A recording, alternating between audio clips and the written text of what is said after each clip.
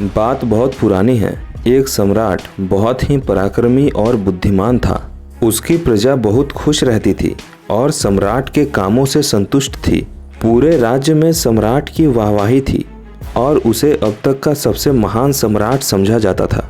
उस सम्राट का एक बेटा भी था जो कि अपने पिता की ही तरह महान बनना चाहता था, लेकिन श्रेष्ठ और अच्छा उत्तराधिकारी बनने की कोशिश में वो अक्सर कोई ना कोई गलती कर बैठता था और फिर उससे गलती कैसे हो गई यह सोचकर चिंतित रहता था। वो यह सोचने लगता कि लोग मेरे बारे में क्या सोचते होंगे। वह अक्सर अपनी गलतियों के लिए खुद को कोसता रहता और अपना ज़्यादातर समय इसकी चिंता में बिताता कि लोग क्या कहेंगे। अपनी इस आदत की वजह से वो असहाय और हताश हो जाता। उसी राज्य में एक बहुत ही प्रसिद्ध बौद्ध भिक्षु भी रहते थे जो कि अपनी बुद्धिमत्ता के लिए जाने जाते थे। उनके बहुत सारे शिष्य भी थे। जब राजकुमार को उस ज्ञानी बौद्ध भिक्षु के बारे में पता चला तो वह एक दिन सुबह सुबह उन बौद्ध भिक्षु के पास पहुंच गया और जाकर अपना सारा हाल सुनाया। बौद्ध भिक्षु ने पूरे ध्यान से राजकुमार की बात सुनी। फिर अंत में राजकुमार ने बौद्ध भिक्षु से कहा कि आप मुझे कोई ऐसा तरीका बताइए जिससे मैं अपने मन को वश में कर सकूं और अपने मन को शांत बनाए रख सकूं। राजकुमार की बात खत्म होने के बाद बौद्ध भिक्षु कुछ समय तक शांत रहे। फिर उन्होंने कहा कि राजकुमार, ये काम बड़ा कठिन है, क्या आप इसकी कीमत चुकाने के लिए तैयार हैं? यह सुनकर राजकुमार खड़ा हो गया और घमंड भरे स्वर में कहा, मैं कोई भी कीमत चुका सकता हूँ, आखिर मैं सम्राट का पुत्र हूँ। यह सुनकर बौद्ध भिक्षु ने कहा, नहीं नहीं, तुम गलत समझ रहे हो। मैं धन की बात नहीं कर रहा, बल्कि मैं तुम्हारी परीक्षा की बात कर रहा हूँ। मैं तुम्हें कुछ काम दूंगा जो तुम्हें बिना कोई प्रश्न पूछे बस करना पड़ेगा। राजकुमार ने कहा, आप जो भी कहेंगे मैं सब कुछ करने को तैयार हूँ। तब बौद्ध भिक्षु ने कहा, तुम अकेले पैदल बाजार जाओगे और कबाड़ी की दुकान से कुछ पुराना लोहा खरीद कर लाओगे। राजकुमार, जो आज से पहले कभी भी राजमहल के बाहर पैदल नहीं गया था, जिसके एक इशारे पर रथों की लाइन लग जाती थी, नौकर जिसके आगे पीछे घूमते थे, उसने कहा, क्या मैं इस काम के लिए अपने किसी नौकर को भेज सकता हूँ? बौद्ध भिक्षु ने कहा, नहीं, अगर तुम्हें अपनी समस्या का समाधान जानना है तो तुम्हें बिना कोई प्रश्न किए सारे काम खुद ही करने पड़ेंगे। भिक्षु ने आगे बोलना शुरू किया कि शहर के दक्षिण हिस्से में जो सबसे बड़ा बाजार है, उसके आखिरी में कबाड़ की सबसे बड़ी दुकान है। तुम्हें पैदल जाकर वहाँ से ही पुराना लोहा खरीद कर लाना है। राजकुमार ने थोड़ी देर तक कुछ सोचा, फिर बाजार की तरफ निकल पड़ा। बाजार की तरफ निकलते ही उसके मन में विचारों की सुनामी आ गई। वह सोचने लगा, फालतू ही इस चक्कर में पड़ा। लोग मेरे कपड़ों से मुझे पहचान लेंगे। पता नहीं लोग क्या सोच रहे होंगे कि सम्राट का पुत्र होकर पैदल बाजार आया है। लोग मेरी पीठ पीछे मजाक उड़ाएंगे और ना जाने कैसी कैसी बातें करेंगे। यह सब सोच सोचकर उसका सिर शर्म से झुक गया। सिर नीचे झुकाए चलता हुआ राजकुमार कबाड़ी की दुकान पर पहुंचा और वहां जल्दी जल्दी घबराहट के साथ लोहा खरीदने लगा। लोहा बहुत ही गंदा था, लेकिन राजकुमार का मन तो चिंता में डूबा हुआ था।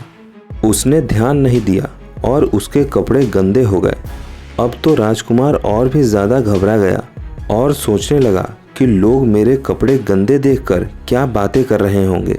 वह लोहा लेकर बिना इधर उधर देखे जल्दी जल्दी चलता हुआ बौद्ध भिक्षु के पास पहुंचा। बौद्ध भिक्षु उसकी घबराई हुई हालत देखकर मुस्कुराए, फिर बोले, बहुत बढ़िया, अब तुम लोहे को लेकर शहर में दूसरे दुकान पर जाओ।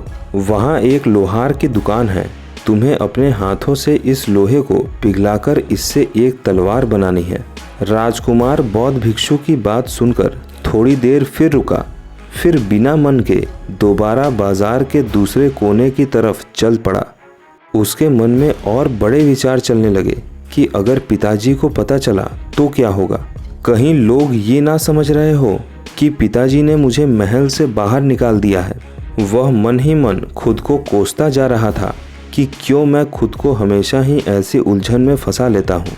ऐसे ही विचारों के उधेड़-बुन में फंसा हुआ वह लोहार के पास पहुंचा। लोहार की दुकान पर पहुंचकर उसने लोहार से कहा कि मुझे एक तलवार बनानी है और वह तलवार मैं खुद बनाऊंगा। राजकुमार की इस बात को सुनकर लोहार ने सिर झुकाकर सहमति दिखाई और फिर लोहार ने बताना शुरू किया। लोहार के बताए अनुसार राजकुमार ने उस लोहे को खुद ही पिघलाकर और उसे सांचे में ढालकर एक तलवार बनाया।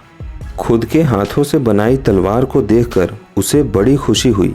अचानक उसने महसूस किया कि वह तलवार बनाने के काम में इतना खो गया था कि उसके दौरान उसके मन में शिकायत का कोई भाव नहीं आया। अब वह पूरे प्रसन्न मन से तलवार को लेकर बौद्ध भिक्षु के पास वापस जाने लगा। इस बार लौटते वक्त उसका मन प्रसन्न और शांत था। उसने जाकर भिक्षु के हाथों में अपनी तलवार रख दी।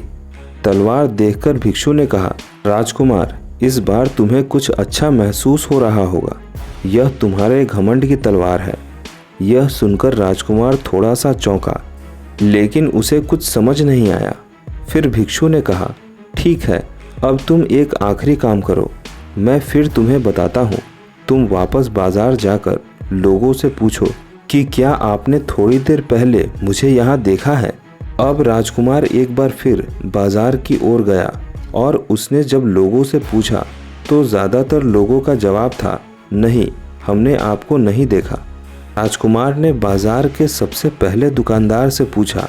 दुकानदार ने कहा, हाँ, मैंने आपको देखा तो था, लेकिन सुबह सुबह दुकान में बहुत सा काम होता है और ग्राहकों का भी आना जाना लगा रहता है, तो मैंने आपको देखा तो था, लेकिन उस समय कुछ सोच समझ नहीं पाया और कुछ ही क्षण बाद मैं इस बात को भूल भी गया। इसी प्रकार और भी बहुत से लोगों से पूछने पर राजकुमार को पता चला कि राजकुमार की घबराहट पर किसी ने ध्यान नहीं दिया था। राजकुमार ने कबाड़ वाले से पूछा तो उसका जवाब था, मुझे लगा तो था कि आप किसी बड़े संपन्न घराने से हो, लेकिन मेरे भाई, इसके आगे मैंने और कुछ भी नहीं सोचा। बाजार के लोगों से ऐसी बातें सुनकर राजकुमार को लगा जैसे किसी ने उसके सिर का सारा बोझ हल्का कर दिया हो। वह खुशी से झूमता हुआ बौद्ध भिक्षु के पास पहुंचा और उन्हें सारी बात बताई। सारी बात सुनने के बाद बौद्ध भिक्षु ने गंभीर होकर कहा, आज इस घटना से तुमने 3 चीज़ें सीखी। पहली, हम खुद अपनी गलतियों, अपनी कमियों को जितनी गहराई से देखते हैं उतनी गहराई से और कोई नहीं देखता। हम सबको अपने दुख, अपनी कमियां, अपनी गलतियां सबसे बड़ी लगती हैं और हमें लगता है कि सबका ध्यान हमारी तरफ ही है, सब हमारे बारे में सोच रहे हैं, सब हमारी कमियों को ही देख रहे हैं। लेकिन असल में कोई किसी के बारे में नहीं सोचता, किसी के पास इतना समय ही नहीं है, और अगर है भी तो वे खुद के बारे में ही सोचते रहते हैं। इसीलिए इस बात की चिंता करना मूर्खता है कि कोई हमारे बारे में कुछ सोच रहा है, और अगर हम इस बात को जान ले तो हमारा हर काम अच्छी तरह से संपन्न होगा और हमें कभी भी किसी से घबराहट नहीं होगी।